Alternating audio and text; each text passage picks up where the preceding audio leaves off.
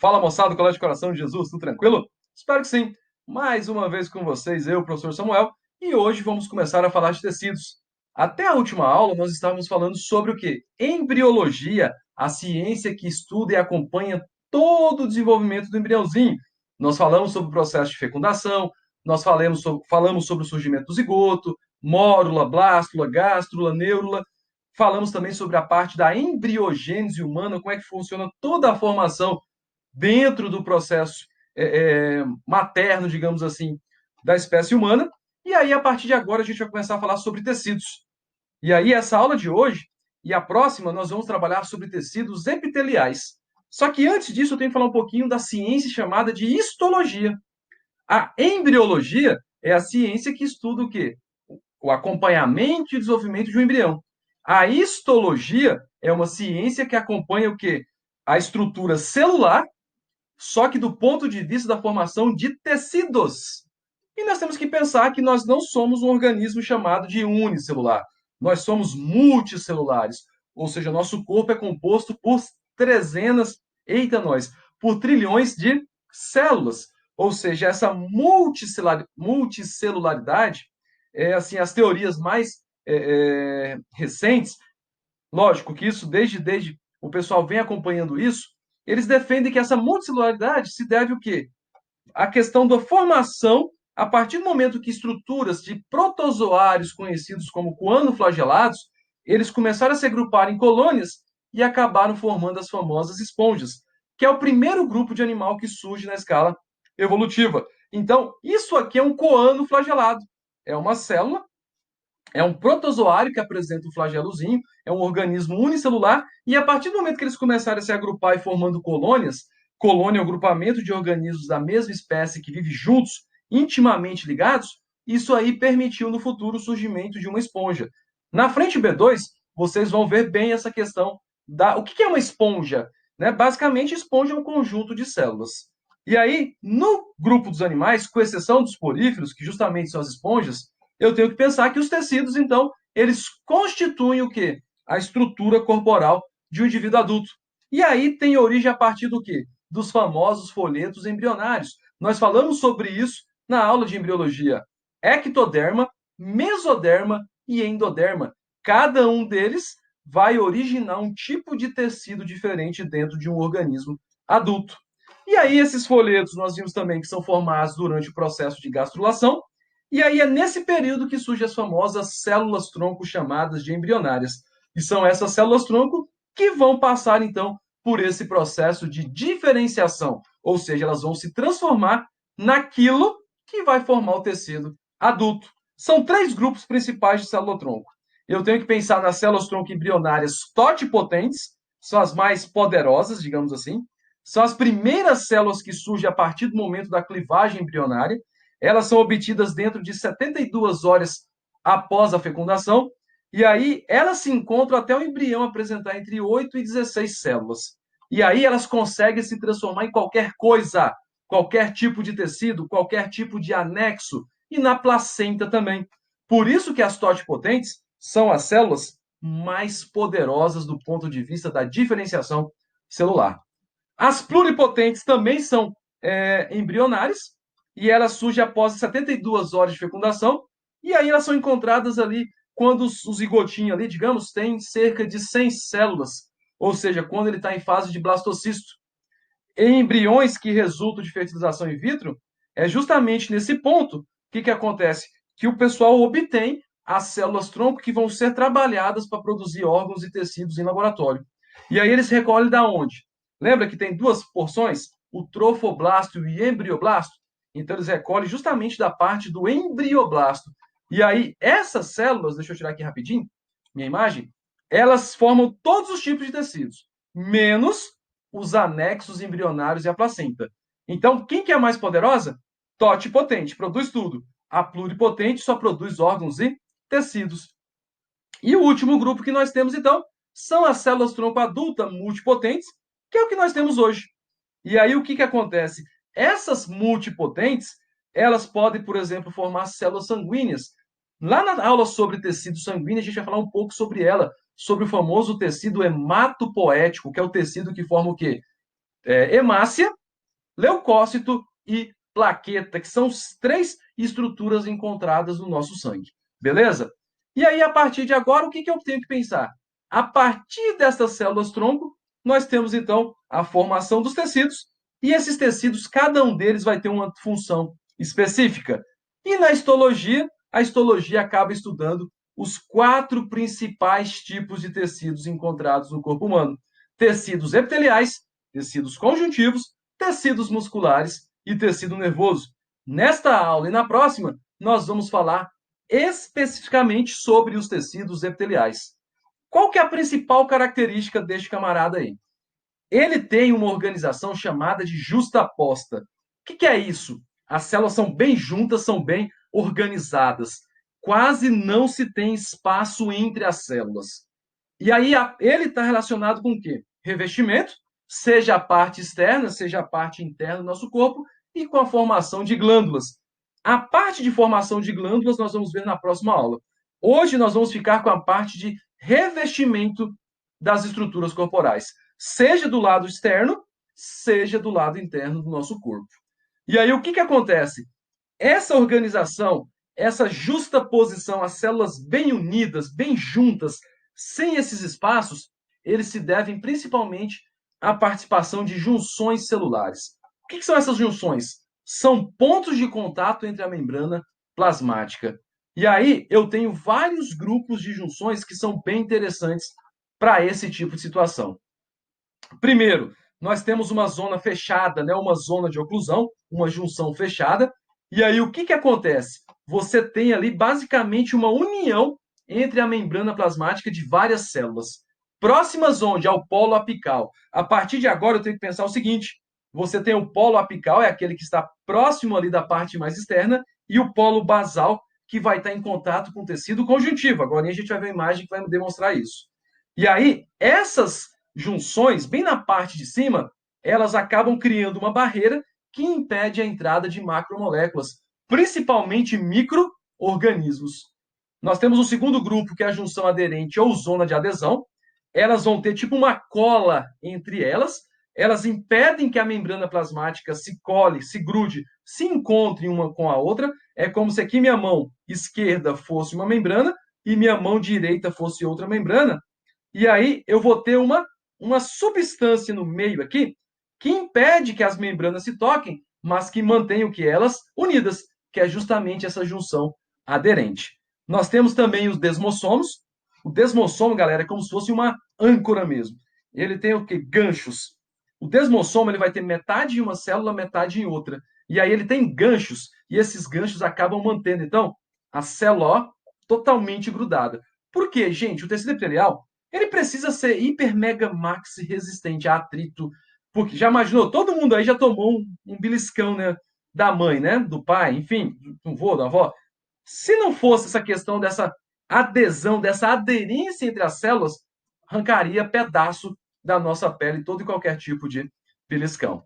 Você tem um M-desmossomo, que aí ele é metade, e aí ele vai colar o quê? O tecido epitelial ali, principalmente a parte da epiderme, com a parte da derme com tecido conjuntivo. Então, basicamente é o seguinte: o desmossoma é lateral, o M-desmossoma é no polo basal. E aí, lógico que você precisa ter como é que as células vão conversar entre si? Como que as células vão trocar nutrientes, vão trocar informações? É para isso que existem as junções chamadas de abertas ou comunicantes, do tipo gap, né? Gap é intervalo. E aí isso permite, então, que uma célula mantenha contato com uma outra célula. Ela pode distribuir elementos de uma para outra e vice-versa. Lembrando que isso eu só encontro no tecido chamado de epitelial. E aí essa imagem mostra justamente para mim esses 5 tipos de junções que nós temos no nosso tecido epitelial. Letra A, junção fechada, fica bem na parte de cima, próximo à parte externa da célula. B, a junção aderente, que tem essa cola. A C, que é o desmossomo, ele mostra como se fosse ganchos ali que grudam uma célula na outra. A D, o M-desmossomo, que vai ligar o tecido epitelial ao tecido conjuntivo adjacente que está embaixo. E E, a junção comunicante, que é como são pontos de comunicação que a célula tem uma com a outra. Beleza? Espero que tenha ficado claro essa descrição desses contatos. Devido a essa organização, essa justa posição, quase não se tem matriz intercelular, quase não se tem espaços. É um tecido também chamado de avascularizado, ele não tem vasos sanguíneos. Então, se o tecido epitelial não receber sangue lá do tecido conjuntivo, ele acaba morrendo, ele acaba gangrenando. Então, o tecido conjuntivo é fundamental para quê? Para nutrir, mandar glicose e mandar oxigênio para o tecido epitelial. Olha só que interessante, então, essa associação entre os dois tipos de tecido. Lembrem disso. O tecido epitelial, então, não possui vasos sanguíneos. Quem, entre aspas, alimenta ele é o tecido conjuntivo. Ele também está assentado ali sobre o tecido conjuntivo. É como se aqui a parte, essa mão minha fosse o conjuntivo, e eu coloquei o mouse aqui, ó, e o mouse fosse o epitelial. Ou seja, o tecido epitelial, ele está sobre ali o tecido conjuntivo. Então, existe uma membrana basal que tem duas lâminas. Uma lâmina basal rica em colágeno e uma lâmina reticular, que é rica nessa fibra reticular. Nós vamos falar sobre fibras lá na aula sobre tecido conjuntivo. Mas essas fibras colágenas, reticulares e elásticas, elas servem para dar o quê? Resistência e elasticidade à nossa pele. Na segunda aula sobre esse tema, nós vamos falar de pele e vamos ver a importância desse tipo de estrutura. E aí, o que, que acontece? As células epiteliais têm dois polos, que eu havia dito, um voltado para a parte aberta, digamos assim, né? Pega a minha pele aqui. Então, aqui o ambiente externo é o polo apical. E aí, o lado voltado lá para o tecido conjuntivo é o polo basal. E aí, nesse polo apical, você pode ter o quê? Estruturas diferenciadas com funções diversas. E aí eu trouxe dois exemplos. Nossa traqueia, aqui por onde o ar passa, ele é rico em cílios. E esses cílios, eles facilitam o quê? O caminho do ar. Eles acabam aquecendo também o ar, que o ar, quando ele entra, ele sai, ele não pode machucar o nosso tecido epitelial. Então ele acaba facilitando isso aí. E a outra coisa são as microvilosidades do nosso sistema digestório.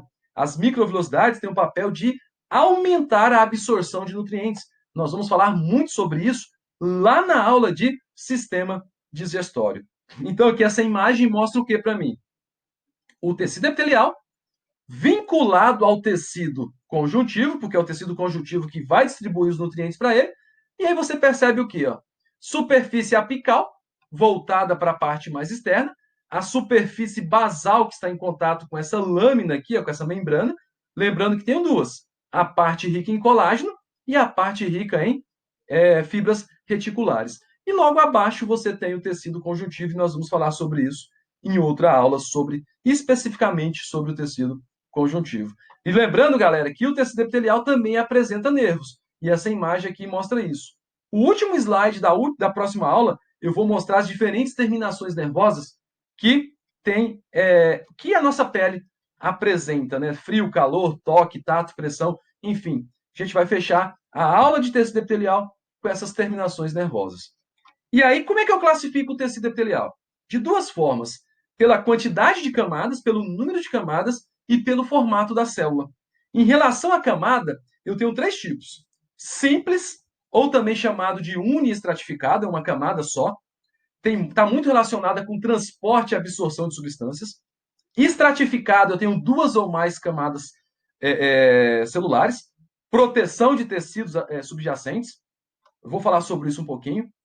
Pseudoestratificados, elas têm uma camada de célula, dá a impressão que são várias camadas, é que o tamanho das células são regulares, é que o núcleo está em posições diferentes. Eu vou mostrar a imagem depois sobre isso. Então, o que, que acontece? Basicamente, nós temos três tipos: simples, uma camada só; estratificado, várias camadas; e pseudo, que dá a impressão que tem várias, mas é uma única camada. E aí a forma. Você pode ter células prismáticas, né, que são células alongadas, células escamosas, que são células achatadas, células cúbicas, que têm a forma de um hexágono, um cubo, e células de transição, que são células que mudam o formato de acordo com o grau de estiramento do órgão, de acordo com o esticamento. Tem órgãos que esticam. Quer ver um exemplo? A bexiga. A bexiga vazia tem um formato. A bexiga nossa, quando está cheia de urina, ela estica, ela tem outro formato. Então lá eu vou ter o quê? Células com esse epitélio de transição. E aí nós vamos ver o que agora? As diferentes associações. E aí essa imagem mostra justamente isso para mim. pavimentoso, uma única camada, né? Olha só, o epitélio simples pavimentoso, células achatadas, uma única camada. Epitélio simples, uma única camada de células cúbicas. E epitélio simples prismático, olha só o tamanho e o formato das células. O epitélio estratificado, ó, várias camadas, ou seja, pavimentosas, células achatadas, seja cúbicas, ou sejam prismáticas, núcleos e locais diferentes. Então, essas são as possíveis combinações. E o que acontece? Epitélio simples pavimentoso, uma única camada com células achatadas. Permite a passagem de substâncias. E é bem comum onde? Nos alvéolos pulmonares, nós vamos ver aqui que dentro do nosso pulmão, os alvéolos são responsáveis pelas trocas gasosas, por isso que eu tenho que ter epitélio com uma camada só, revestindo os vasos sanguíneos também, os vasos linfáticos, que tem que acabar tanto jogando coisas para o tecido, quanto absorvendo substâncias para volta, para dentro desses vasos. Então eu tenho que ter um epitélio bem simples aí.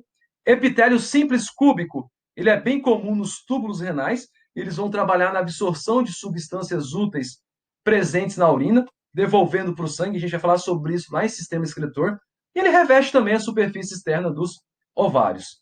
O epitélio simples prismático tem a função de proteção, lubrificação, absorção e secreção.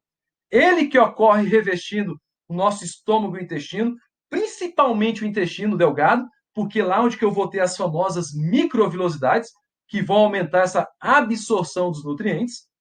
O pseudoestratificado, eu tenho aqui na cavidade nasal, na traqueia e nos brônquios. Eles têm cílios e glândulas mucosas unicelulares com a função de produzir muco. Sim, gente, catarro. Então, esse tipo de epitélio é responsável pela produção de catarro também, que nós vamos ver na próxima aula sobre tecido epitelial glandular. O estratificado pavimentoso, eu já entro então naquele tipo de tecido que tem várias camadas de células. Ele tem a função de proteger mecanicamente e proteger também contra a perda de água. É bem comum em áreas de atrito, como na pele das mucosas bucal, aqui dentro da boca, e da vagina também. São epitélios onde o atrito é constante. Imagina você estar mastigando o alimento, né, constantemente. Ó, você está mastigando, sua mucosa bucal está sendo atritada. Estratificado de transição, e aí, como eu havia dito, os formatos celulares são diferentes por causa da capacidade de elasticidade do órgão. Bexiga urinária, os ureteres têm esse tipo, então, de epitélio estratificado de transição. E aí, galera, para fechar, pega aí a apostila lá na página 25, que aí o que acontece? Quer ver? Ó? Perdão, lá na página 26, questão 4, proposta. O tecido epitelial tem como função fazer o revestimento de todos os órgãos do corpo. Nesse sentido, pode-se afirmar que, letra A, é ricamente vascularizado. Gente, é falso, porque o tecido epitelial ele não tem vasos sanguíneos. Ele depende do quê? Do tecido conjuntivo para sobreviver. Letra B, suas células são anucleadas. Mentira. As células do tecido epitelial são todas nucleadas. Letra C. Suas células encontram-se justapostas, bem organizadas, bem juntinhas. Verdadeiro. Então a letra C está correta. Questão 5, continuando. A respeito do tecido epitelial, analise as afirmativas e fale se é verdadeiro ou falso. Item 1. O tecido epitelial é constituído de células, fibras e abundante quantidade de matriz celular. Extracelular. Constituído de células, verdadeiro. Fibras, falso. Quem tem fibras é o tecido conjuntivo. Abundante quantidade, falso. Ele tem pouca matriz extracelular. Então, o item 1 está falso. Item 2. O tecido epitelial estratificado, várias camadas, pavimentoso, bem fininho. Queratinizado é o tecido de revestimento da pele humana. Com certeza, nós vamos falar sobre isso na próxima aula. Mas a nossa pele tem queratina. Item 3.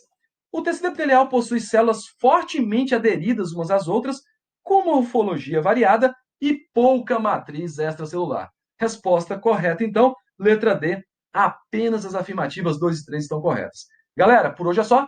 Até a próxima aula, onde continuaremos a falar de tecido epitelial, porém da parte da formação de glândulas e da questão da pele humana também. Abraços e até a próxima aula. Valeu!